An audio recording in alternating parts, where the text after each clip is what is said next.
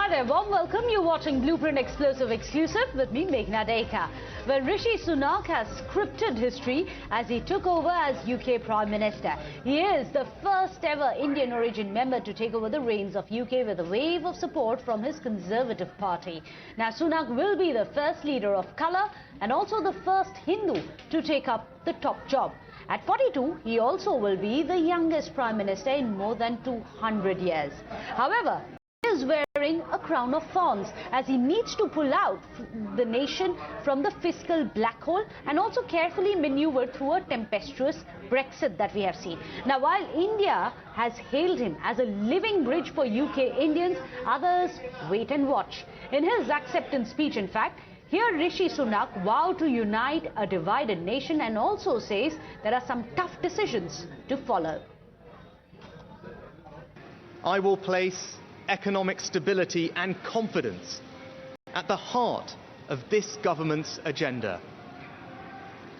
This will mean difficult decisions to come. The government I lead will not leave the next generation, your children and grandchildren, with a debt to settle that we were too weak to pay ourselves.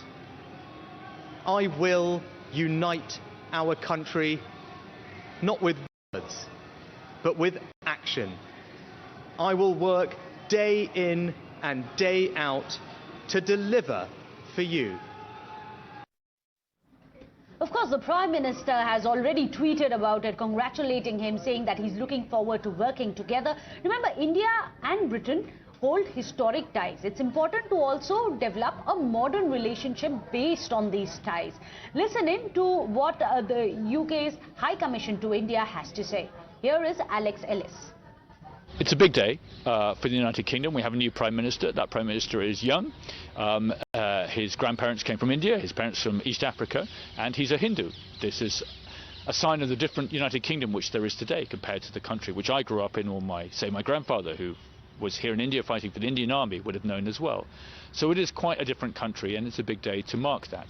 Britain ke pehle Hindu Pradhan Mantri ka chunav itihas pal hai. Well, Ambassador Ellis always is great to hear and listen to his intent. But let's take it forward. What does it really mean for India? Joining us today to put a perspective on this, Aarien Uday Areti, he's a councillor of the Royal Borough of Kensington and Chelsea. Also joining us on the show, Dr. Yukteswar Kumar, the former Deputy Mayor of Bath. Now, Dr. Kumar, I'm going to come to you. Prime Minister Modi had tweeted about Rishi Sunak taking over, saying that he's going to be the living bridge for the Indian British. That's a very tall ask. What really is it that he's facing, ethnically speaking?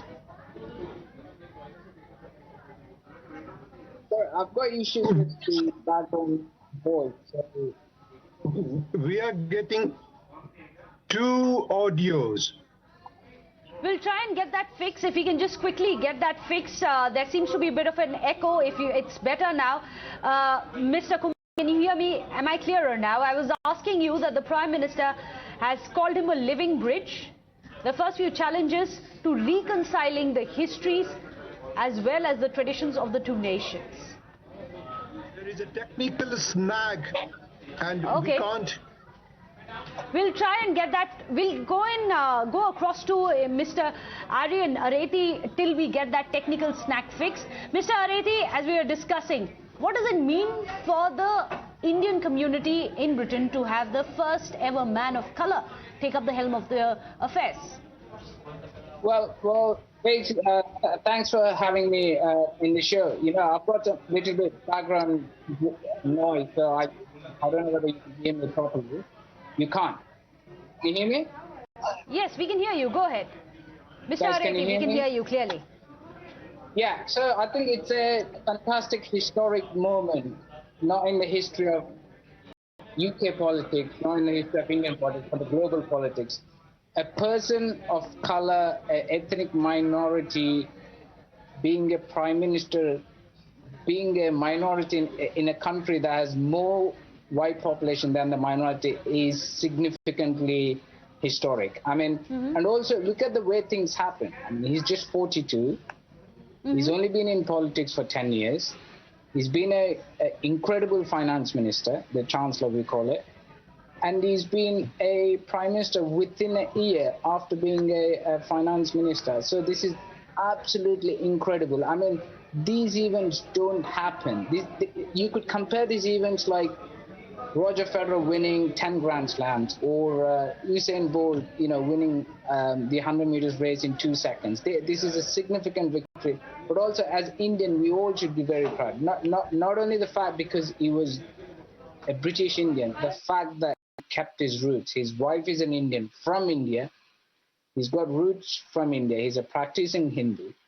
Also, he identifies himself as a British Indian, and he's very proud of his heritage. He's very proud of his background. He's very proud of the values that the Indian parents gave him, which is education, sincerity, law-abiding, and hardworking. And this sums it up. This sums the whole thing. You know what? I mean, you can see I'm very happy outside, but you can see my eyes. I didn't sleep last night. I was just trying to observe the whole thing because he lives in my borough, just 1 kilometer away from my home. He campaigned for me in 2018. He campaigned for me in 2022. Every time I asked him to come and help me, just because he was so popular, there's no hesitation. He immediately accepted every single call that I've asked him. This is a historic moment, not for Indians, but anyone who wants to see and inspire from Rishi Sunak, a guy that had a vision and made it.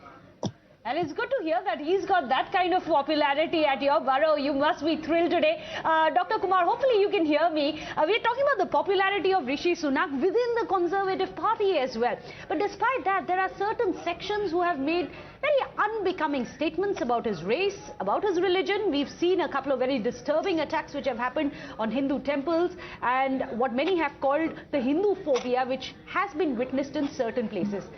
How overwhelming is that going to be at a time when you have the first colored person taking over the reins of the nation?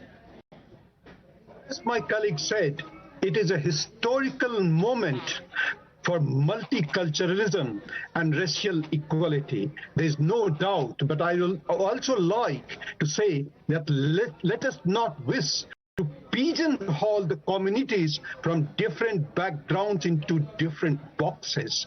Yes, and true, racism exists in every country, and there is racism in this country as well. There are some people, some foul people, some nasty people, because when Rishi Sunak started his political career, I started my political career as well, almost at the same time, but he is a full-time politician, I'm an academician, and for me,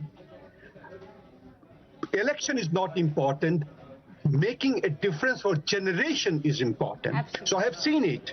I have myself, in 2014 local elections, when I was helping others, I was told, go back to your country, don't make our city Birmingham, Leicester or Manchester, because in those cities there are quite a lot of people from minority communities. In fact, in some cities like Leicester, you have got 50% people from minority communities. So I was myself racially abused in 2019 January, 29th of January.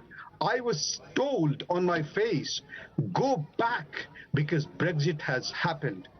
Go back, and with very swearing words. But I am a person who will not bog down. I took it to the police.